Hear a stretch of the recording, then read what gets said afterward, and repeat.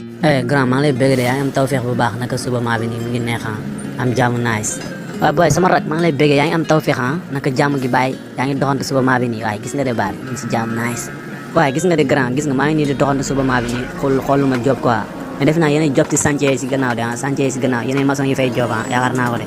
sama rak baay ñoo fay job waaw ñooy job ci chantier yi si gannaaw ñoo fay job non dama la ut fii ndekk fii rek ak benn takk gerte caaf nii rek mais ñoo fay job quoi da nga bëggoon job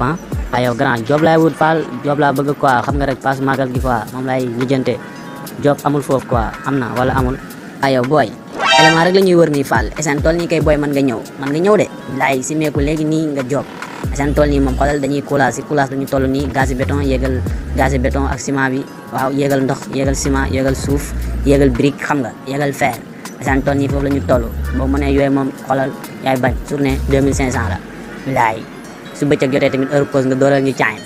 yaa ngi comprendre jënd gerte kemb jënd gerte caaf ut fourne ut këriñ daal di ñuy dooral ñu caayin bu saf sàpp booy xam naa booy yaay ataaya maan quoi ataaya maan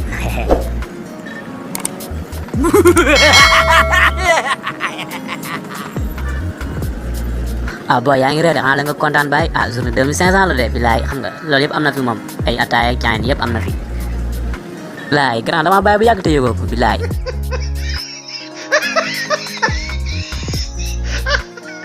sa kanam gii di mu niroog fataay complet nii yow koo rey nga bëgg koo rey néew nga bëgg néew dama defe ne dangaa yàkkamti lekk ceebu dëj nga namm quoi ceebu dëj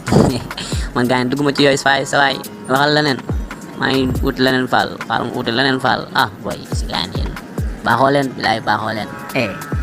sawaay yow booy utoo liggéey booy da ngay taxawaalu booy da ngay tapale utoo tus booy ñebe utoo ko booy fii de moom bàyyi maçon yi ñoo fi nekk moom birig rek day gala naxa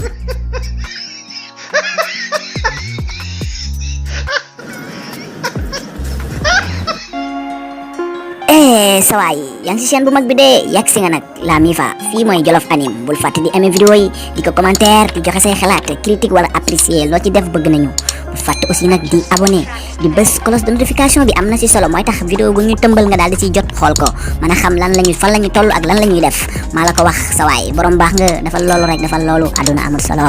du noonu defal loolu waay abonnel commentaire aimer vidéo yi laa wax man loolu kes laa la wax